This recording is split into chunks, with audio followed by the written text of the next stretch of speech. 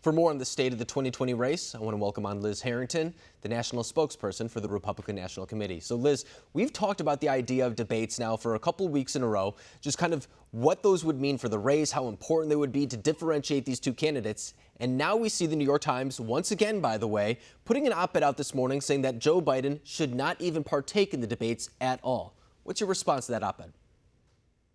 Well, they're certainly doing the bidding of the Democrats. They should just change their name at this point. The New York Times, once again, is trying to do what's in the best interest of Joe Biden, which all of his handlers know they can't allow the American people to actually see who they're putting up at the top of the ticket to lead the most powerful nation in the world.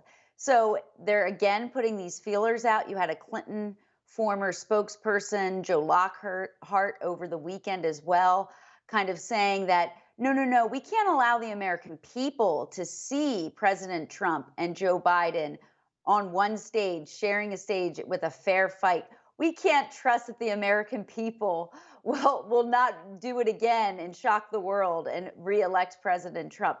They have such a low opinion of the American people, and they're so scared that their own candidate is going to ruin their chances in this cynical quest for power that they don't want to let the American people see who their candidate is on the debate stage.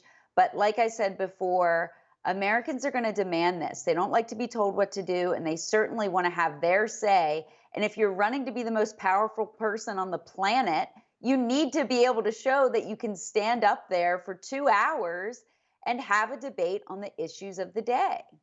And I think that puts an added emphasis on something that you and I have talked about before, too, is that the Biden campaign believes that they need a strong VP because people don't necessarily trust the guy on the top of the ticket right now. There are concerns about his cognitive abilities. There are concerns about whether or not he even believes in the message that he's touting right now. I mean, Joe Biden, for the better part of his career, has been known as more of a moderate type of candidate, but now he's running on the most progressive agenda in the history of presidential politics. So people are saying that he may be a vessel for someone who maybe in the vice presidency slot. And right now, Karen Bass is someone who's getting a lot of the attention.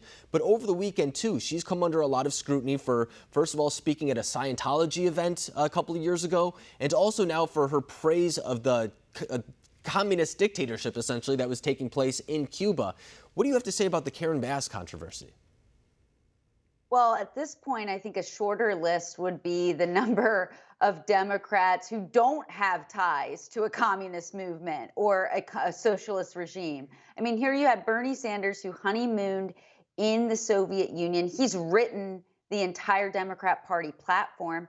And now the latest person who, by the way, The Atlantic reported this isn't disqualifying for Joe Biden's campaign team. They don't view it as a downside that Karen Bass was over with a Marxist group praising Fidel Castro's authoritarian, murderous regime.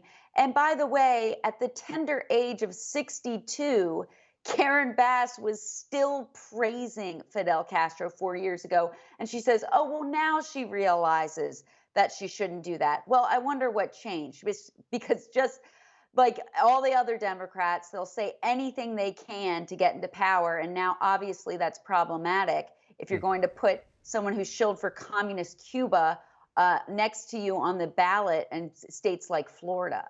And it's interesting, too, because when I saw that information first get released, a lot of people were saying, oh, this is right-wing opposition talking points. But I think if that was the case, wouldn't they have waited until the VP was actually named? It seems like this is actually information that may be coming from some of the other Democratic VP candidates who want to get on that spot. We know that some of the people on the short list are someone like Senator Kamala Harris, Alicia Lance Bottoms from Atlanta, people like that. So it's going to be interesting to see exactly where the Biden campaign goes from here, because, as you said, there's certainly no shortage of those allegations of being far left to levy against some of these individuals. But before I let you go, too, we've been talking about polling, and there's a polling out this morning. A new Rasmussen poll shows that President Trump has a 51% approval rating, which is 7 percentage points higher than President Barack Obama had during his second term, during his second term. So what does this say about the idea of what the approval rating really does to match up with other polls that we've been looking at before? Is that a better determinant of where the people stand?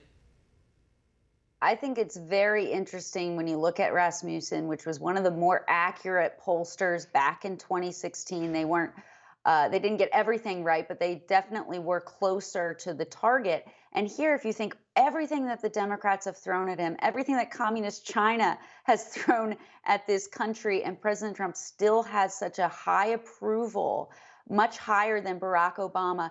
This is also consistent when you look at President Trump's approval among Republicans. We are united. We are energized. We've never seen anything like it in our party. We are committed to reelecting this president because he's followed through and fights for the values we care about. Barack Obama never had that kind of unity in the Democrat Party. His approval among his own party never reached as high as President Trump, who's getting upwards of 94, 95, 96% consistently. That is going to carry through November. And I expect to see more polls like this in the public polling to reflect that as well, because the president is the right man at the right time for this country to lead us out of this through on a V-shaped recovery. He already built the greatest economy once. He's already doing it again. And I think that's what's going to be on voters' minds, too, when they go to the ballot box in November. It seems like we're past the hardship of the coronavirus pandemic, a lot of the fear that came along with it in the early days.